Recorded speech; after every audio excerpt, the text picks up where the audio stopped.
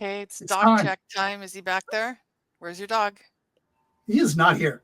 What? No, No carrots? he heard some. He smelled some commotion in the kitchen, and that's when he books out. So Okay. he won't be here today. Well, it's the end of another week. I can't believe it. We record these on Fridays, everybody. They get posted other days.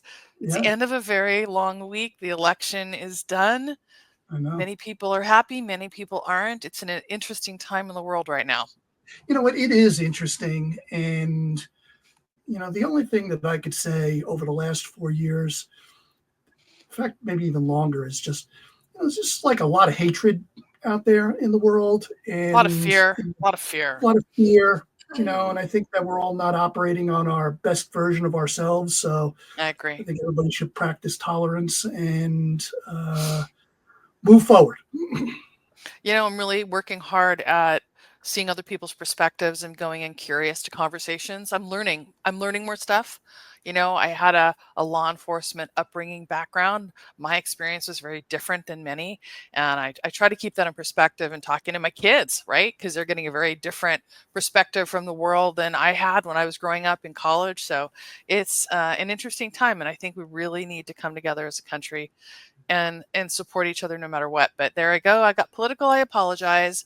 Let's talk football. No, let's talk Yeah. baseball. You got, But let's talk football because first our one, guest was no, football. Yankee fan over here, and very embarrassing. Dodgers It was deserved tough, that man. whole thing, but it was just brutal. So kudos to you and congratulations. It was funny because I went in Yankees, right? And Yeah. then I found that I was getting really happy that the Dodgers were doing so well. And like, I am a turncoat. I switch teams, guys, in the baseball sense.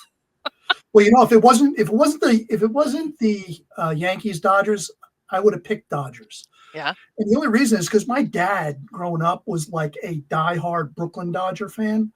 So it's like I feel like they're still out even though there. it's still the same organization, it's Yeah. still the Jackie Robinsons, the Don Drysdales, the Sandy Koufax of the world era, and I can't not vote against them unless it's the Yankees.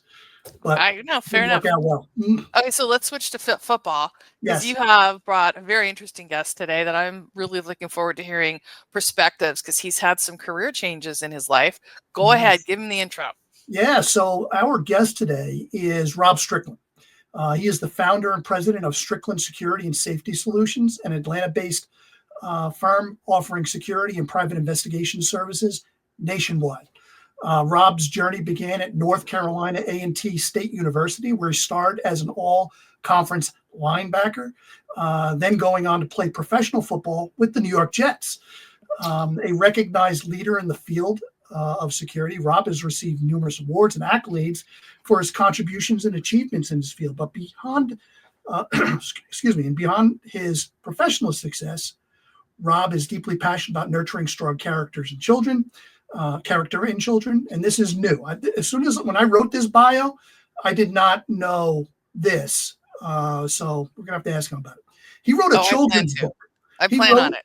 he wrote a children's book called The Adventures of Sticky Paws, the Raccoon, the Shiny Metal, and is really about honesty is the best policy and instilling that in honesty and integrity in young children. So I love that. committed to giving back, Rob and his company have supported nonprofits and community programs across Georgia and beyond since 2007, making a positive impact nationwide. Please join us in welcoming Mr. Rob Strickland to the show. Hi, How are you? Rob. Hey, I was looking around saying, who are they talking about? This guy is amazing. Isn't it funny when you hear about all the stuff you've done? I'm You're like, wait a listening minute. to all of this and going, what is this for Yeah, real? that's you, my friend. That's you. So we were going to start out with the Jets stuff because that's always intriguing to us. Okay. But now that's off the table. So now we want to talk about you being a children's book author. Oh, that was one of my questions. Oh, I'm sorry. It's okay. Tracy, we're going to get to that. Tracy. Go, Tracy. What you got, Tracy? Go ahead. You got something else? So this is one of my fun zone questions, but we'll go to it since you talked about it because obviously we want people to know about it too. have you or have you not written 2 books? Because I want to know about the basics of your basic practices of your business book. I didn't write it down. I forgot it. You've written 2 books, right? What Two are they? books. Yes. Sticky Paws and what else? And know the basics to protecting your business. That's the one. And the business book was one where I looked at, my beginning at Macy's and my retail background. I looked at my time in the private sector and said, man, I got to give someone something, with this journey and everything I've been through. Why don't I get this down in a book? And then a new business owner could go, wow, this guy is breaking it all out here. I don't need to do that. Here's I a love it. shortcut, do that. And it's mainly driven to the retail industry. If you dive into it, as it talks about shoplifting, organized, retail crime, and covers everything, other topics, workplace violence. I figured I can, spew out everything I could. And that was my intentions on that book once it was complete. That's awesome. So the question on Sticky Paws was, who or what was your muse for Sticky Paws? Yeah, the Sticky Paws one, and also I'm going to refer back to Macy's. I remember, and John as well, the shoplifting cases, the apprehension, the legal system. Most of our cases were juveniles. It was just young people, out of high school and public school. And it bothered me. And we looked at the percentage of cases, John and I, in the very beginning, our role was we played big cops and robbers. It was all about productivity. It was all about catching crooks, but it also stayed with me on what we actually did. And was there something that I could do? And the quickest thing I could think of, why don't we go back to the beginning with the kids? Why don't we go back to morals and values and integrity and come up with a book that tells a great story about someone who works real hard to obtain what they need versus going to other route. And then also just keep refreshing that word integrity, and instill that in them. And I could imagine, and the part that motivated me to think that maybe, years from now, that young child that read that book will be in a position where someone will say, hey, let's go over here and let's take this, or let's do this, and they'll think about that word integrity. They go, you know what? You're not gonna have me lose my integrity on Good this. for you. That's really important. I love that.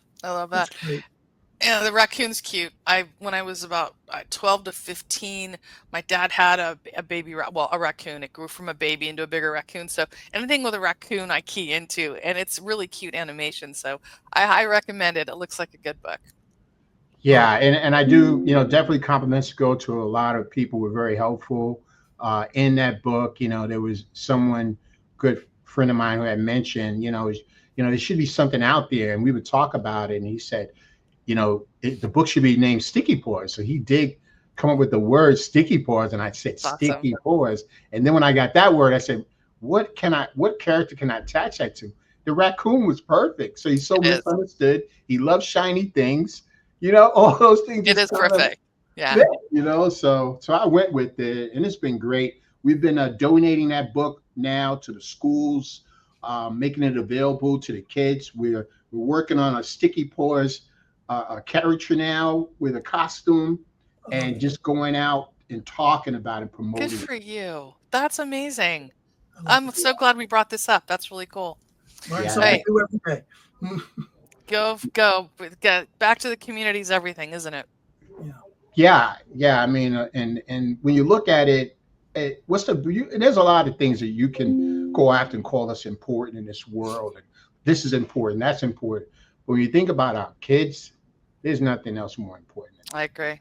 I don't care what you got going on. I got 3 adorable grandkids, and I adore, my job. It's crazy, but when I go and try to spend my Saturdays with them, this their world, and being a part of that world, it's like a fairy tale. I love being in that fairy tale with them every Saturday. And although I have to leave and come back into the real world, I love that world, and I want to do everything that I can to let them have that world as long as it's possible. Oh, what a great perspective. I'm going to segue into my first question for you. Okay. Yes. And it, I can develop this into how we parent, because, what you're talking about is instilling integrity and ethics. I believe is a lot about how we parent. and it's got to start there. But also mindset and perspective and how to overcome obstacles. We teach our kids those life tools as well. And I think sometimes if you don't have the perspective of overcoming obstacles and getting back up when you're hit, you can lose hope, and then your integrity and your ethics can wane as well. So I think it's very connected. So 100%. with your pro ball career, I imagine that you have had to get back up when you've been taken down many times, right? You Uh, gotta, right? a lot of times, a lot of time. What a competitive, what a place, when you're facing individuals who are just as good as you or better than you, and only X is going to make the roster. It is just nonstop. I mean, you stay motivated. You start feeling sorry for yourself. You go, well, then you might as well pack your bags. And when you're on camp, I mean, being on an NFL camp, it's just a feeling. It's such a motivational. You're feeling blessed to be there, but you have a job to do, and you don't want to go home, and you do anything not to have to get that knock at the door, and they say, "Hey, the coach want to see you and bring your playbook." That was always a worst fear, knocks on the door. But when and I know I'll say the Jets was the longest team that I played for, but I bounced around the league for a lot of years. I was Minnesota Vikings, Philadelphia Eagles, Vikes. Baltimore Colts. Yeah, so I was looking for a home, and then finally the Jets gave me a decent home for at least a nice period of time. But what you said, Tracy, is so important. And I'm going to say something else too. When I grew up, I know John mentioned and said I'm here headquartered in Atlanta, but I'm originally from New York, and I grew up in a real tough part out in the South Bronx, and I'm talking tough. It was just tooth and nails every day. It was just, and how do you take yourself with all the activity going on around you, all the criminal activity, all of the issues, and how do you overcome that and place yourself above that? How do you give yourself that positivity to say, I'm better than this. I don't want to be a statistic. I don't want to have, my parents, trying to bail me out of jail or run behind me for something. So that played a big part in what I wanted to do in my life and setting my guidelines then. That's admirable, man. Yeah, Is that's very admirable.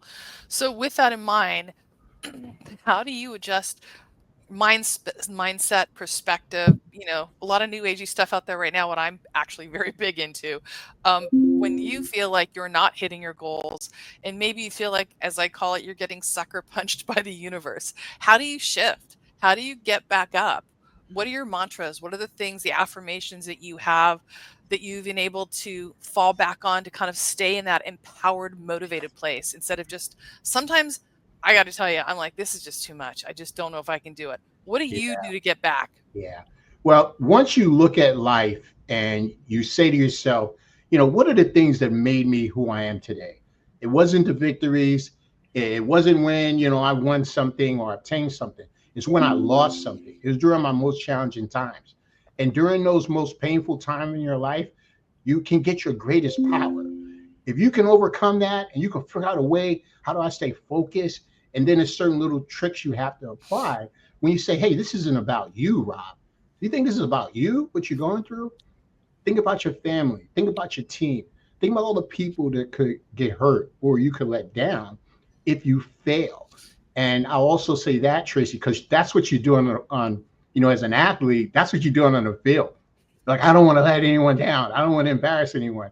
And you're working to that. You're competing to that. So I just never let it go. I compete every day. I'm not exactly trying to win. I'm not saying I don't like winning, but I'm competing and I'm trying to make myself better. I get up in the morning, look in the mirror and say, listen, I need to be a better version of myself than I was yesterday.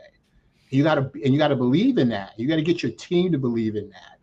So Tracy, what you're saying is real, because every day there will be trials and tribulations, and you use that as your fuel though, to motivate you. You have to overcome. You have to overcome.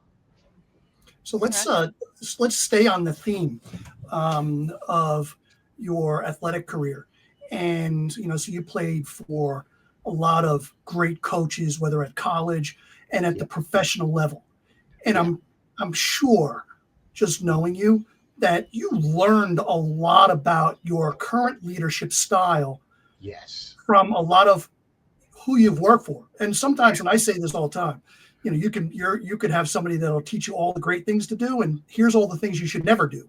But Yeah. how is like the professional sports and all of those influences you had impacted your professional career? Yeah, John, great question. Because I spent a lot of time. I've had some of the greatest coaches in the world who saw something in me and they invested in me. They invested their time. My high school coach out in the Bronx, New York, that guy was amazing, Coach Silverbush. He saw something in me and he helped me and he spent time with me. He held me accountable when I fell short. He was there. And I felt that. And to this day, I can call him and just check on him and say, hey, coach, he says, hey, Robbie, what's going on? And then from there, several really good college coaches, and then definitely a few good NFL coaches. And what I do, John, I'm picking, to your point, I'm picking those best qualities that I really liked and know how they motivated me and how I instilled them inside of myself. But then there's those things go, whoa, I'm never going to do that. I'm never going to say that to anyone. And that's the way it is. And you spend your entire life cherry picking, to create that inner you. So I've taken a lot of good stuff. I definitely, I could be charged with taking things against someone's permission when it comes to good quality, good statements, good this and good that. Including Macy's, John. It was so many people, you included. Jen, I'm going to stay away from the stories, but I do remember when I first started the business and I was out here and I called you up and said, John, I was desperately trying to find some work. And you were really trying to help me. You really, okay, Rob, what are you doing? What can you do? Can you do this? And I appreciated that. But I realized something though, John, and you were close enough to me not to say, hey, Rob, you're not ready yet. You're not ready yet. And it's okay not to be ready. Yeah. Because that's the whole idea. You have to get ready. I thought since I was a VP, former VP of security, that I was going to start this business and everyone was going to call me up and say, oh, that's Rob Strickland. No, dude, this is your own company. They got to validate you. Are you ready? Are you ready? Can you handle the job? And those are the things that you don't think of when you first start a business. So. Love it. I'm into that. So with that in mind, getting feedback and not being ready, and two things, and you can pick whichever one you want to address on this Okay. one. What's the most effective way either you found to approach people in your world, your mentors or whatever, to ask for feedback and direction to support your growth, or what's the way you give feedback to your people to help them grow? I don't care. Both, either, I don't care, but I think it's important to know. I'll tell you what, Tracy, I'll take both. I'll take Okay. both because I'm very aggressive, not really super, but aggressive with people who I know and I know they've got a skill or I know they've got an ability and it could help me. I'm calling them. I'm asking them for help. I'm asking them, hey, can you help me? Or you remember? And sometimes I got a lot of doors shut in my face. A lot of people don't have time for me. So this guy, I don't have time. I got so much going on. And I respect that. But it doesn't mean I wasn't going to try. And I'm continued to network, communicate. If you look at my phone, I got about maybe six, for real, like 500 phone contacts in my cell. Why is that? Because I maintain good relationships with the right people that I think that I like to keep in my life. And then from a supervisory or management role, I want to be honest with my guys. I want to tell them the truth. And I love when they do things great. I'm going to pat them on their back. I'm going to keep them going. But when they fall short, I got to be quick to let them know they fell short. And I also should be able to say, this is why you fell short. And in order not to fall short again, these are the things you're going to need to do. And now the challenge is on them to execute. And that's a big deal in any business, most definitely just having the right people. And how do you keep them engaged? How do you keep them motivated? It's How do you always track them too? Like, how you monitor that? Because so many times people have that meeting and the notes are given and the notes are taken, and then like there's no follow up. There's no, are there areas you're not clear on? What do you need support from me as a leader, right? Where aren't you clear on stuff? I think it sounds like you've got a pretty direct communication style. Do you have a process that you take your people through when there have been metrics that haven't been met or mistakes have been made? Yeah, and I'll say this has gone back, and John knows my work style at Macy's. I've been blessed to have that ability to just have a relationship with my guys and staying close to them, asking them, not just from a business perspective, but how are they doing personally? Because a lot of times the personal stuff affects their time at work. And a lot of times at work, all we're interested in work. But you have to know, if his wife is struggling with an illness, or his child is in the hospital, or someone has a really tough time, and you got to know that stuff, and you got to be able to make a decision from there what you're going to do. But it isn't just about the work. The work is important, but I need you to, from a personal perspective, I have to know.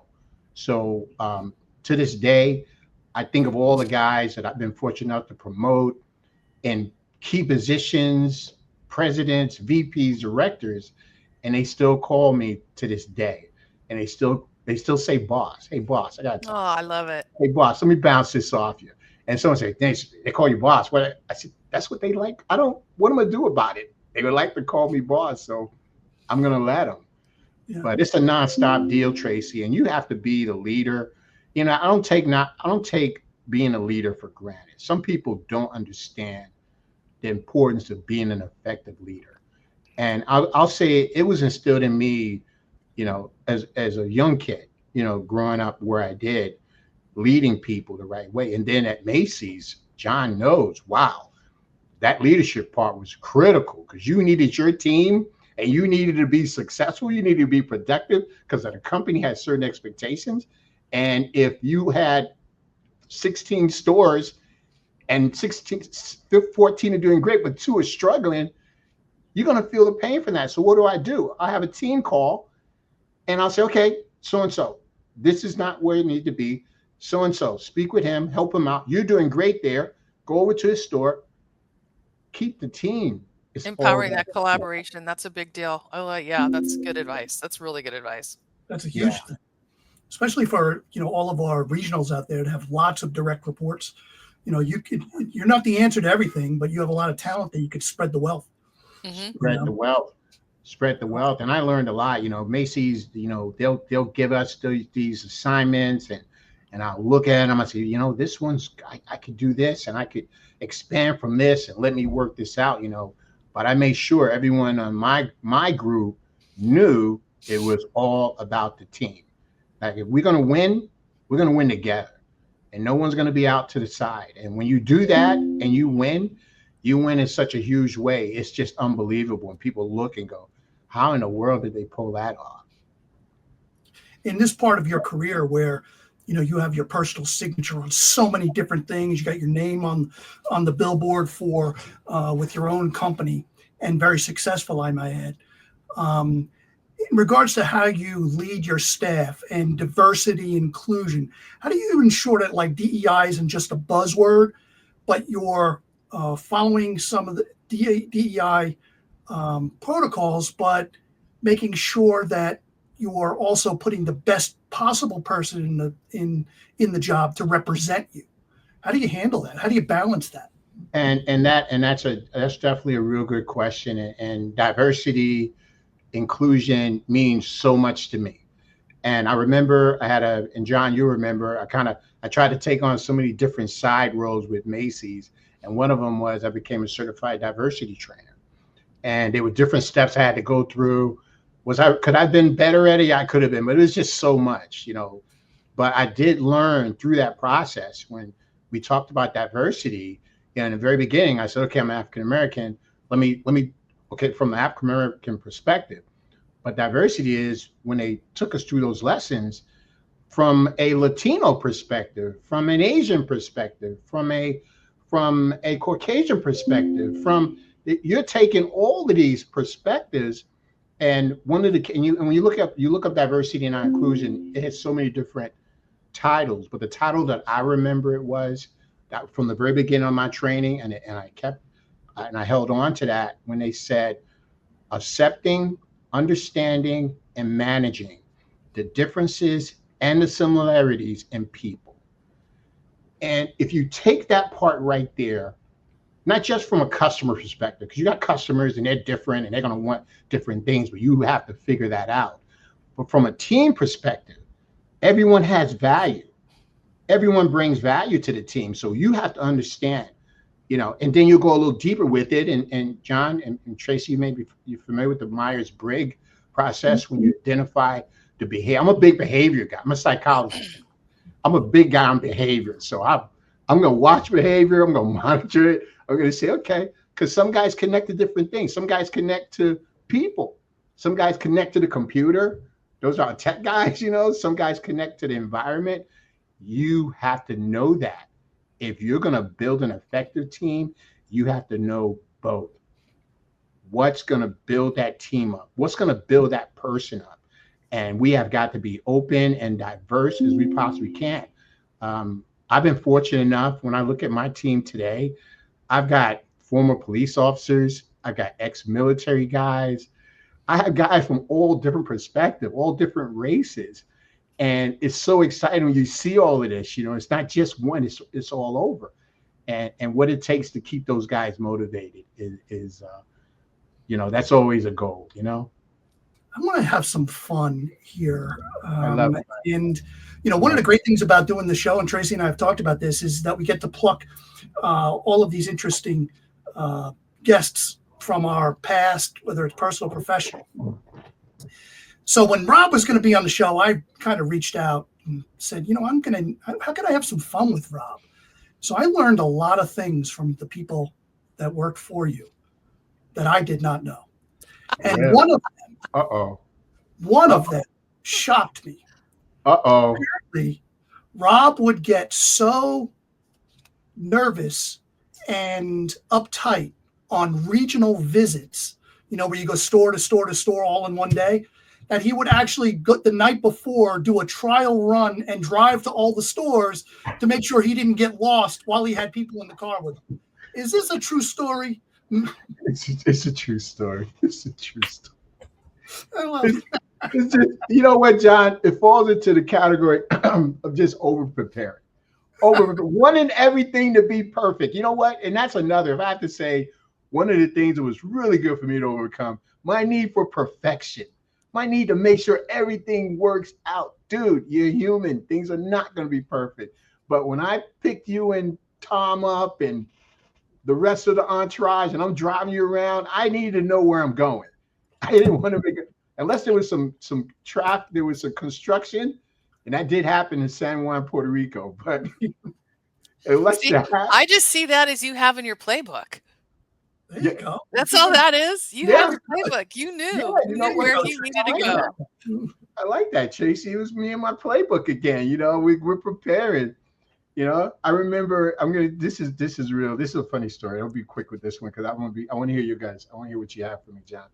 We had a visit, Art Mature and big entourage. And I had a new manager. And I said, whatever you do, don't ask Art Mature any questions. Don't ask him any questions. Just shake your head, take notes, and keep it moving. And it was at Pentagon. So we were walking, and then Art, Art, he throws up those hypotheticals. He's talking, and the manager looks over and go, hey, Art, what do you think we should do to stop that from happening? And Art said, listen, if I tell you that, why do I need you? So we're standing there, and then the rest of the group is walking, and he's standing there. He's staring at me. I'm staring at him. He's staring at me. I'm staring at him. I just let the group go. I said one thing, right? Just don't say anything. I bring this story up as far as just preparation, even for the visits.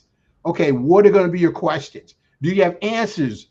Okay, what are your answers going to be? I want to make sure, it's going to be painful. It's going to be painful, guys. Don't think this is going to be kumbaya. We're giving each other high fives. It's going to hurt, but let's make it hurt as less as possible. So true. So true. Well, there's been some nuggets of true wisdom and insights in your energy and your ethics and integrity and your leadership. I appreciate all of them. It's been really nice meeting you. Thank you for being here. Well, thank you, Tracy. Like I said, seeing that guy in the top corner and definitely, being blessed with your presence, this is good stuff. I wake up every day. I'm having a ball right now. Although my son is looking very closely, like Dad, I can take over from here, Dad. I just say, son, I'm not ready.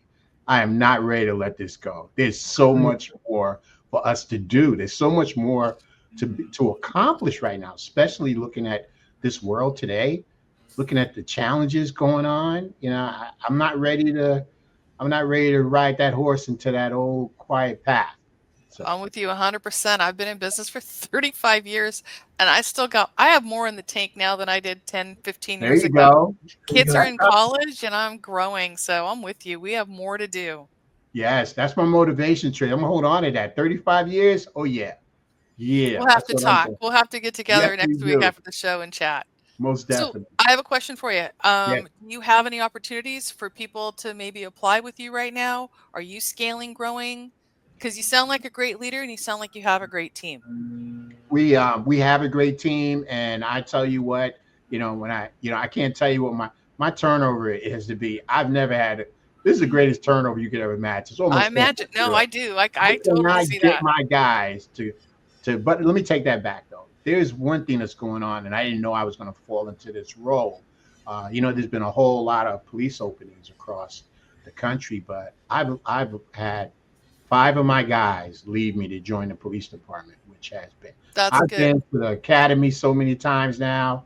I'm a regular. I got police departments calling me, want to say, "Hey, who's next?" or "Who's your next guy?" And I'm like, "Hey guys, this isn't why Slow I down. started this. I can't keep feeding the police department, but it's a catch-22 because we need good police officers. We need good law enforcement, and I'm realizing that that's something I'm really trying to, be better prepared for. But to know that I got good guys is capable enough to leave a security firm and to go into the law enforcement, it means a lot. So Tracy, I'm always open for talent. My guys know they'll come to me and say, "Boss, I know we don't have any openings, but you got to see this resume." I said, "We're always looking for talent. Okay. We're Well, we always." can support you in that. We want to give you that little shout out too. So thank Yes, you. I appreciate that. Just please, we gotta go to the website. We've got an update, a link they can go in through, fill the resume out, send it over, email it, and we'll take it from there. Okay. Rob, how do people in the industry reach out to you? Tell us a little bit about how to get in contact with you and learn more about Strickland Security and Safety Solutions. Well, there's a few things. I'm definitely on all of the social media pages, LinkedIn, Facebook Business, X, everything. We've got a good footprint out there. Also, if you go to the website, Strickland Security, you'll have ways to reach out to us individually. We have our office number out there, have my email address there. There's real easy if you need to reach me. You can definitely do it. Awesome. Well, sir, it's been absolutely awesome having you on. It's always great when you have a history with the guest. Sometimes it's Tracy, sometimes it's me. So really enjoyed our discussion today, and I hope the viewers do as well. You were awesome. Oh, absolutely. I got to tell you, I'm going to go ahead and how about some confession time, okay? Again, John, as you call that out about me and if someone gave you that about me and the travel. So here we are, this platform, I've never done this before. What the least I could do? How about looking at all of your previous shows and listening to them and watching them? And man, it was great. I put in like 4 hours. I watched all your stuff. So I hope we're getting better. idea, Oh my God. But it makes me, after I did that, not only was it, from me a perspective to know, okay, I get it. But you've had some great guests out there, the two of you. You've had some good guests out there, and seeing their faces. So there's no doubt that we're having a good time with this. Yes. Now we can't do it weekly because we just can't and still run a business at the same time. But you can't. Twice a month, every other week, Yeah. I think is working out for us, and people are happy. And as long as we're providing advice on their people's careers, on leadership styles from the best out there, then we're doing our job. So, But That's again, our thank goal. you so much. Yeah, we're proud of both of you. Tracy, phenomenal job. Thank you so much. John, brother from another mother. Hey, we love this platform. It's a great platform. Whatever I can do Oh, to help you thanks. guys grow this even further, you know how to find me. Okay. Awesome. All right. Thanks, everybody, for joining. We'll see you next time on the Securing Success Show. Take care, everybody. All right. Take care. Bye. Stay safe, everyone.